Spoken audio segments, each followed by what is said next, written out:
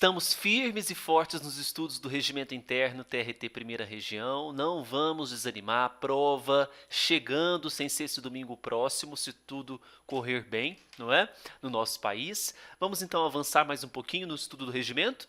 Vamos agora falar um pouquinho dos artigos 141 ao 146 a respeito de pauta e de julgamento. O 141 fala sobre a ordem de julgamento. Então, nós temos determinados processos que eles devem ser submetidos a julgamento na ordem da pauta, né? Então, a regra é manter a ordem da pauta. Esse é o primeiro, segundo, terceiro. Só que existem alguns processos que têm algumas preferências, que traz justamente esse 141 nos seus 3 incisos. E são eles que nós temos que prestar bastante atenção na hora da prova.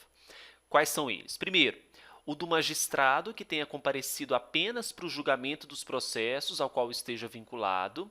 Se superior a 3, alternar-se-á cada grupo de 3 com um da preferência no artigo 144. Vamos lá para o 144 para a gente prestar atenção no que eles estão falando. Aqui no 144, nós temos as preferências solicitadas pelos advogados, né, segundo prioridade de requerimento dos advogados inscritos em seccionais na Ordem dos Advogados do Brasil. Bom, então, se um magistrado X compareceu a determinado julgamento apenas para determinado processo, ele terá preferência. Tá? Não é prioridade, terá preferência. Agora, se o número for superior a 3, será alternado com os dispostos nos requerimentos dos advogados, de acordo com a sua seccional.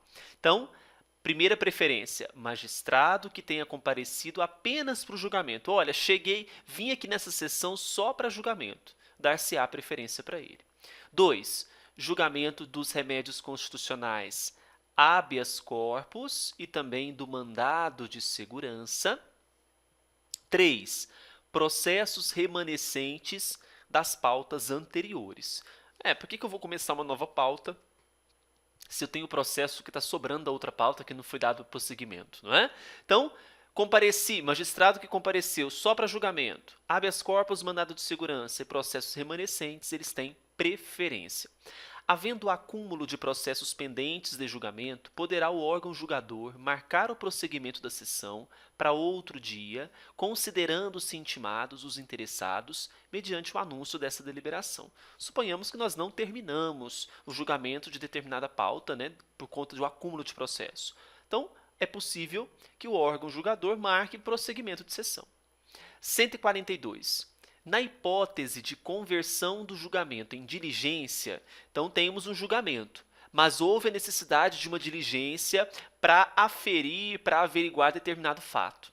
O processo retirado da pauta, a ele retornará, com preferência, assim que ultimada a diligência. Bom, se então um julgamento foi convertido em diligência, encerrou a diligência, ele volta para a pauta e com preferência. Claro, porque ele só tinha sido retirado, por quê?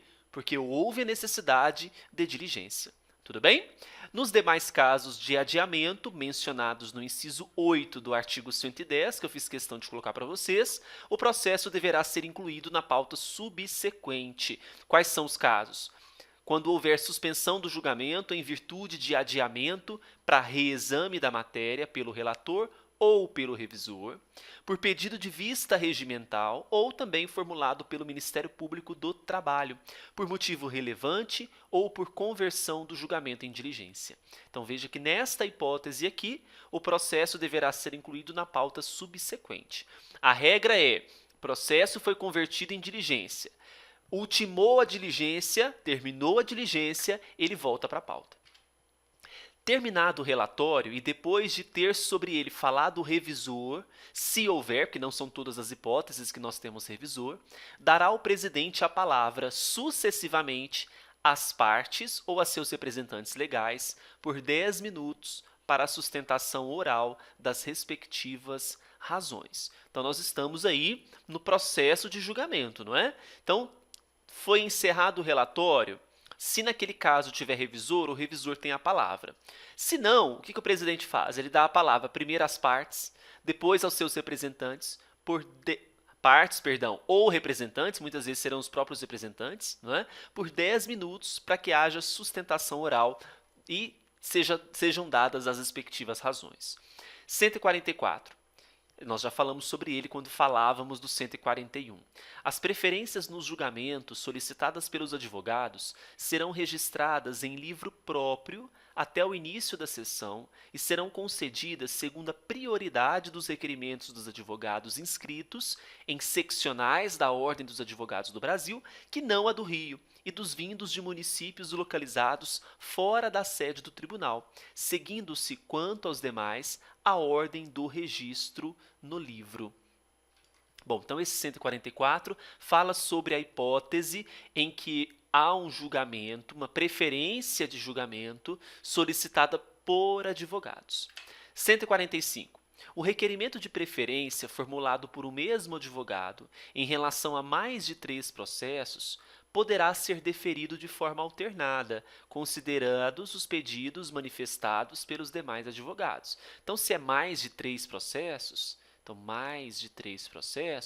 eu não vou conceder a preferência direta para esses 3 de uma vez, de forma alternada. Concedo em relação a um processo, depois tem outro advogado que fez a solicitação, concedo a dele, e assim alternadamente, não é? A gente tem que garantir, pelo menos, o máximo possível a isonomia aqui também. 146. O pedido de adiamento de julgamento deve ser dirigido ao relator por intermédio da presidência no início da sessão.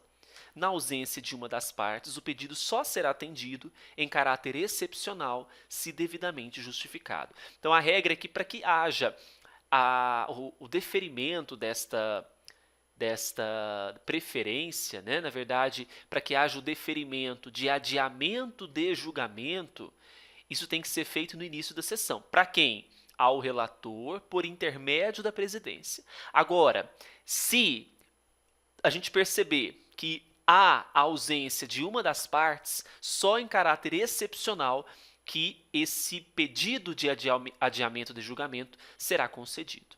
Tudo bem? Bom, então esse foi o artigo 146, falamos do 141 ao 146. É a hora de você revisar com questões, então não perca a oportunidade, se dirija ao nosso site eleitoralcombruno.com.br e pratique com as 120 questões comentadas inéditas do regimento e do código, questões de múltipla escolha, que é o que vai cair na sua prova. Não adianta você treinar com questões de certo e errado, que na hora da prova é múltipla escolha. Treine com questões que você terá na sua prova. É isso que eu sempre falo para meus alunos. Desejo a todos bons estudos e a gente se vê em breve com mais artigos do regimento.